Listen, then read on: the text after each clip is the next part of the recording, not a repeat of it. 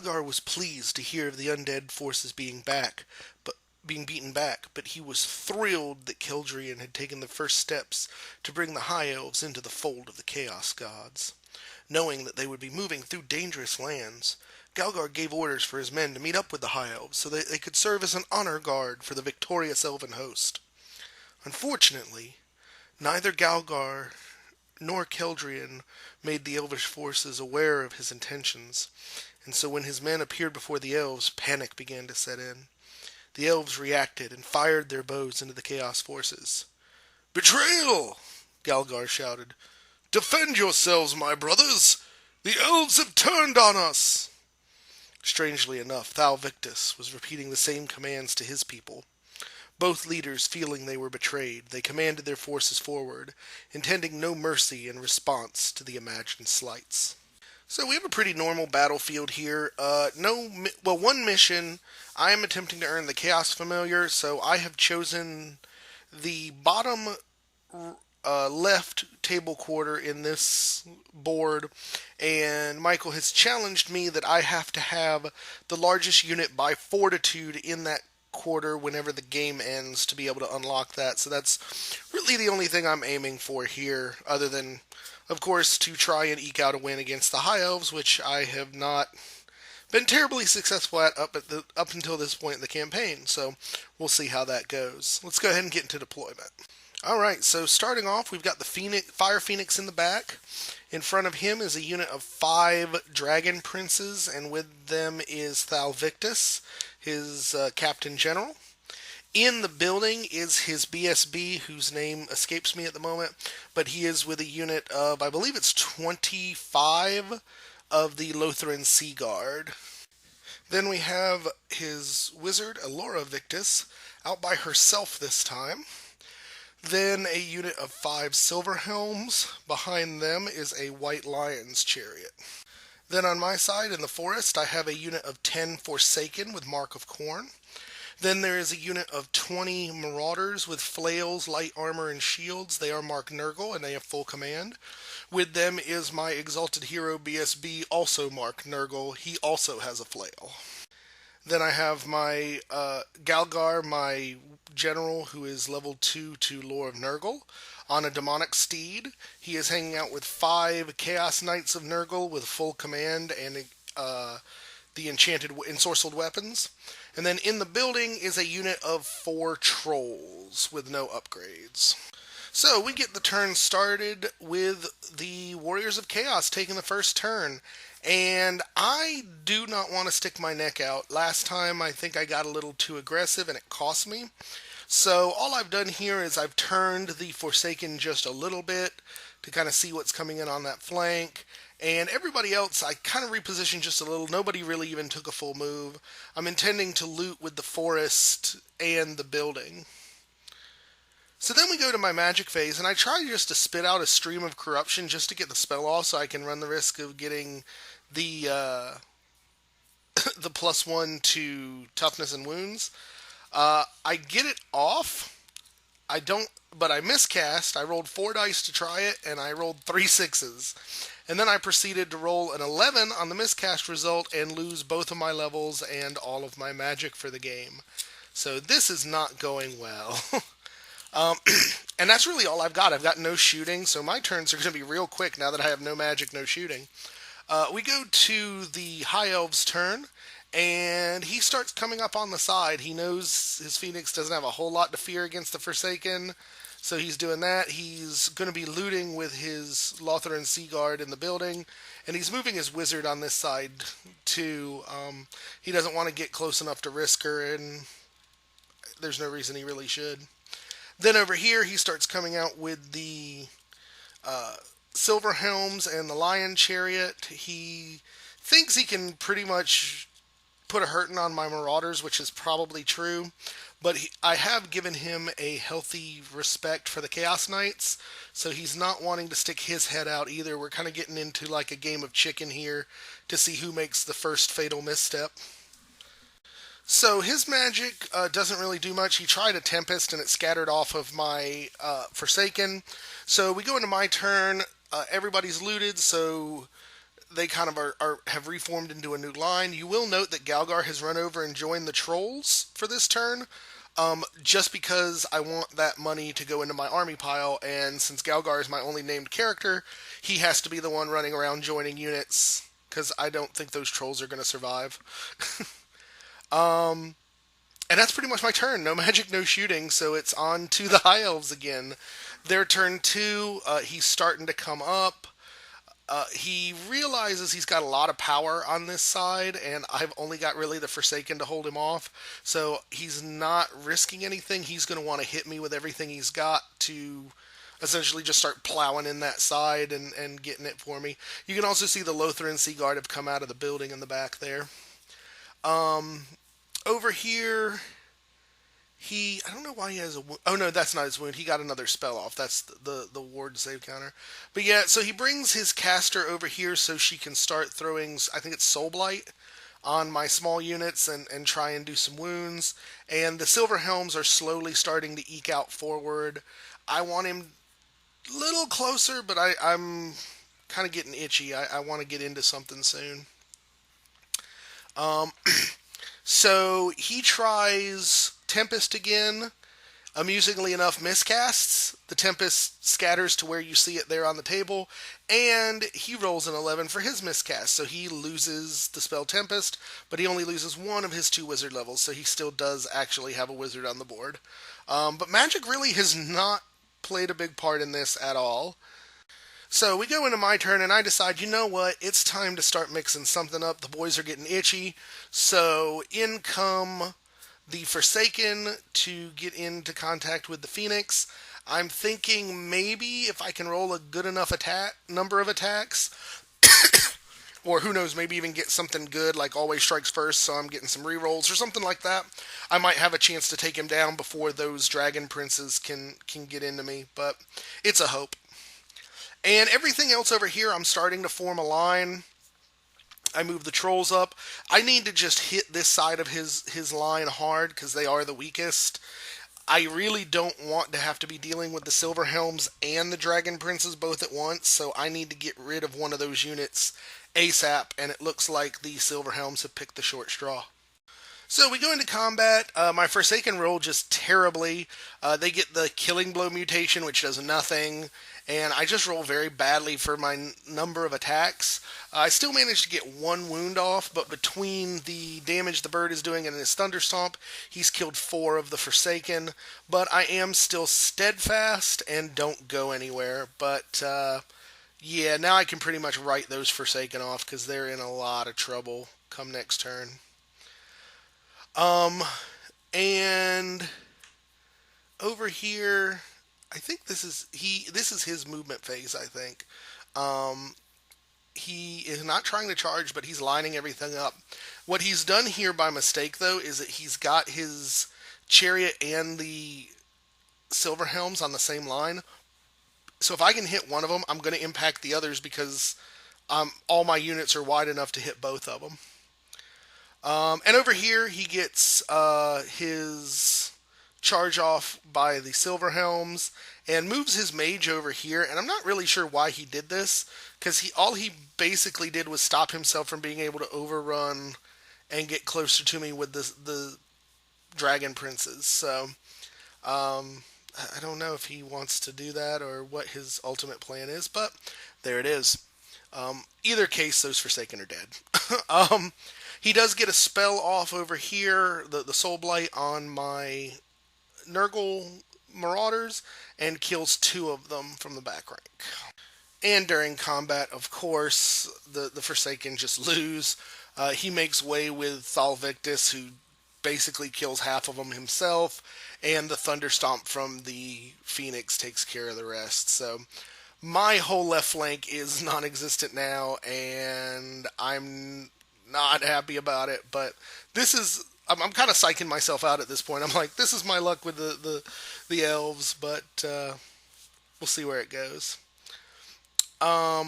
So it's my turn, and I charge his girl with I think it was the Marauders I charged him with. I could see her barely.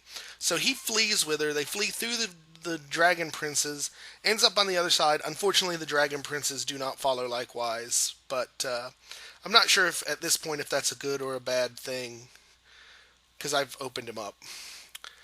But the definite good thing I like is that my Chaos Knights with Galgar equipped back in them succeed their charge into the front end of both the Silver Helms and the White Lion Chariot. So I'm thinking the Silver Helms I can handle pretty easy. The White Lion Chariot might be a bit of a grind because only Galgar is really touching them. But we go into combat almost immediately. The White Lions are absolutely butchered. Or not the White Lions, I'm sorry. The Silver Helms are absolutely butchered. And I get a wound through on the Chariot. He gets a wound back on Galgar in return, but and kills one of the Knights. But other than that, it was just Strength 3 against 1-up armor saves just does not get the job done.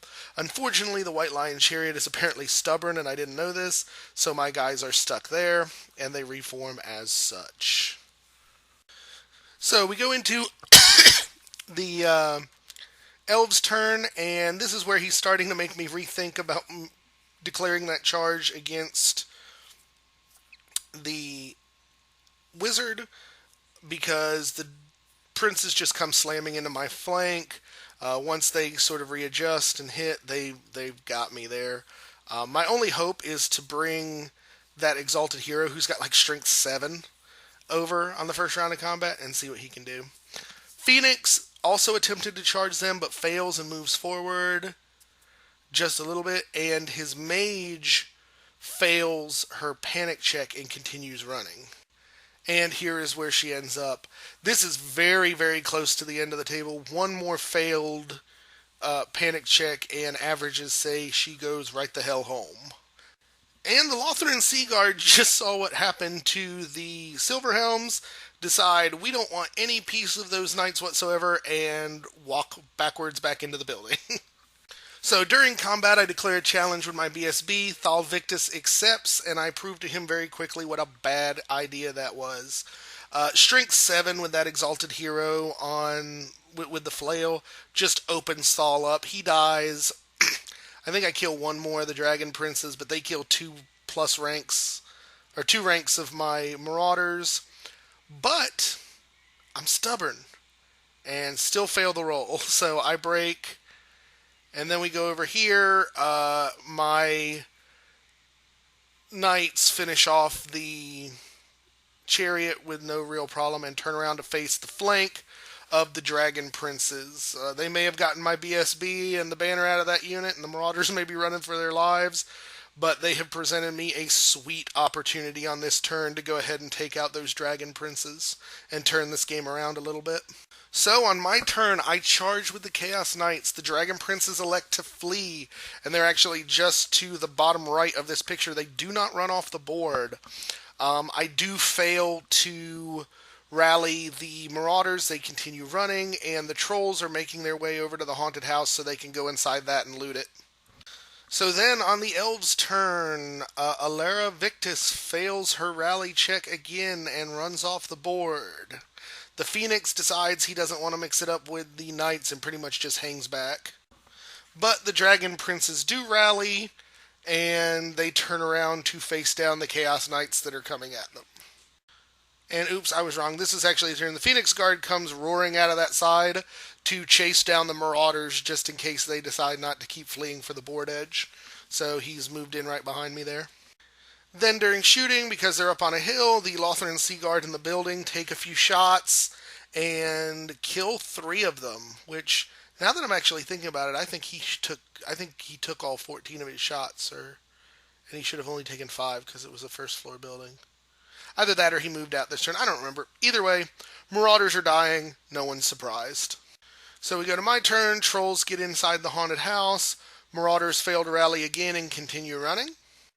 And I succeeded my charge with my Chaos Knights into his White Lion, or not White Lions, I don't know why I keep confusing those, Dragon Princes.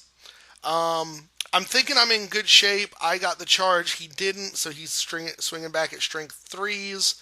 I've got a 1-up armor save and -1 to hit because I'm Nurgle. I think I've got this. Maybe not this turn, but certainly on the grind. And Nurgle comes hard. I end up getting all but one of the Dragon Princes. It's only the champion left there. He ends up not breaking. And yeah, that's bad. They also, I think, killed one of the knights. So I think I'm down to 3 knights and Galgar. And now we're. I still think I got it, but it's. This is going into bottom of turn 6, and I need those points. Um, so over here, the Phoenix charges the Marauders. They run a very small amount, and then the Phoenix rolls a very small amount to catch them, so they are safe. Then here, the Lothrons, yeah, they must have moved out of the building last turn, so they move up to the wall so they can take more shots at the fleeing Marauders. He's hoping to pick up those points, but to do that, he's going to have to roll like an absolute beast during shooting. And I will be darned if he doesn't try, but arrows stop flying, and there are still 2 Marauders left, the Musician and the Champion, and they are going to survive and save those points for me. Then we go into the last combat of the game, and my champion declares a challenge. His champion accepts, and I flub it. I can't hit him. I think the one time I hit and wound, he ends up armor saving it with a 6, I think he needed. And that was it. So that is the end of the game. The Dragon Princes hold on to their points as well, and we've got to go to the calculators to figure this one, folks. The field was soaked in blood and sickness. All around were cries of pain, and it was these cries that had awoken the unconscious form of Thal. He'd managed to pull his slain mount off with the help of his lieutenant Silas. "Hold!" the captain shouted, his bloody body seeming to hold some unknown strength to it. As he called out, the remaining of his forces seemed to have broken free of one another, and were now caught in a tense moment. This moment was broken when the pair of armies called insults of betrayal and disloyalty at one another. Worse yet was the realization that the 2 generals had come to at nearly the exact moment. They had killed each other for no reason. With a quick nod to each other, the pair called for the withdrawal. Each would explain it to their men as a victorious battle, that the dead lives had been spent well. In truth, the dead that laid upon the field were in vain. The battle was a misunderstanding, and had cost lives for nothing gained. But in the end, all Thal needed to do was to spin the battle's tale into a great victory for his people. At times like this, morale was just as important, if not more so, than the strength of their warriors. And it was Thal's job to make sure that that morale remained high. So it was a great game, very tight, hard fought on both sides. Easily the most fun I've actually had playing against the High Elves, so that was something. As far as how the High Elves did, obviously we tied, so nobody won, nobody lost, so no rolls on that table. And the High Elves had managed to garner 9 gold pieces from looting the building on their turn. And again, for the Warriors of Chaos, no winners or losers means it comes down to my scenario. And I failed my scenario. I had nobody on that side of on that quadrant of the field at the end of the game. If I had picked this quadrant, I actually would have won, but I did not do that. So I do not unlock the Chaos Familiar. But between the looting that I'd done, I did end up netting myself 15 gold pieces, so it was not a total loss. But all in all, it was a great game. It was very hard fought. I kind of psych myself out when I go against the High Elves thinking that I'll just get mud stomped. And I held together well. The Forsaken really weren't great, but then again, they really aren't. They're kind of just an expensive roadblock, and I like the unit. So the Marauders, for what they had to face, they did pretty well. The fact that there's still any of them alive attests to that. But I'll tell you, I really love that surprise +2 strength on the character. Because Michael said after the game that he accepted the challenge, not even thinking that I'd be able to get through his armor. And when I'm whipping out, 4 or 5? I think it's 4, because I wasn't frenzied. 4 strength 7 attacks. It was enough just to open up his character, and he really wasn't expecting it. But Thal did not die. he rolled better than the D6 on the D6 he needed, so Thal was just knocked out as the narrative proclaimed. But all in all, I hope you guys like this battle. If you have any questions or comments, please leave them down below. I'll get to them as soon as I can. Other than that, we will catch you on the next one. Thanks for watching, everybody.